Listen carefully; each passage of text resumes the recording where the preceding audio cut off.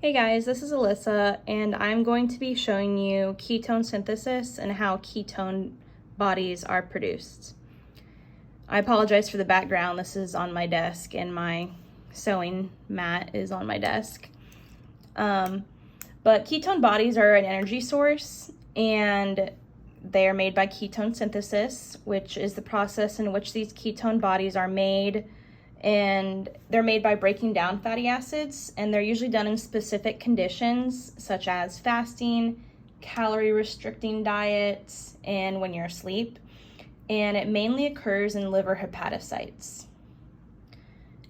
All right, and I tried to break it down into 4 sections for you, hopefully to make it a little bit easier to remember. And it's also important to remember that ketone synthesis requires high levels of acetyl-CoA, which does happen from the beta oxidation of fatty acids. And we'll start off at number 1 up here. Once you have a high level of acetyl-CoA, the enzyme acetyl-CoA thiolase will take 2 acetyl-CoAs and add them together to form acetyl-CoA. Then another acetyl-CoA will join that with the help of the enzyme HMG-CoA synthase. And that will produce 3-hydroxy-3-methyl glutaryl-CoA, or just HMG-CoA. And what's important about this is that this is the rate limiting step, and it's regulated by the protein FOXA2. And also, it's important to remember that the protein FOXA2 is activated by glucagon, which we have more glucagon in our body when we have been fasting for long periods of time. So the more glucagon you have, the more it's going to upregulate the FOXA2, the more it's going to upregulate the HMG-CoA synthase.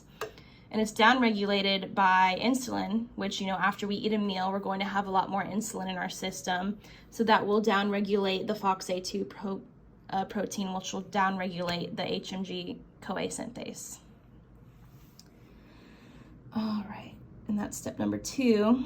And then it's also important to remember that it happens in the mitochondria of liver hepatocytes, and that's where the ketone synthesis occurs.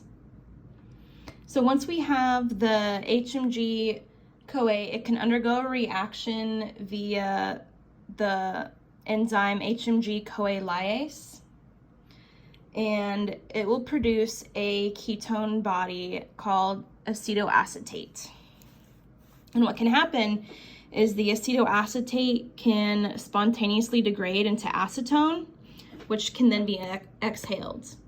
And what's interesting is when measuring a patient for ketoacidosis, they will measure the person's or the patient's breath and see how much acetone is in it. What can also happen, though, is the acetoacetate via the beta-hydroxybutyrate dehydrogenase enzyme will form beta-hydroxybutyrate, which is another ketone body and is the most abundant ketone body produced.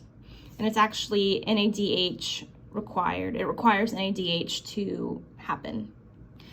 And then what happens after you have the beta-hydroxybutyrate is that it can be transported out of the liver hepatocytes, and it can go into the blood and be used by other tissues for energy. And I guess what's important getting out of this is you have 3 ketone bodies from this process. You have acetoacetate, acetone, and beta-hydroxybutyrate. And the beta-hydroxybutyrate is the most abundant one that will be used. So yep, this is my 4-step process. I hope it makes things a little bit easier for you.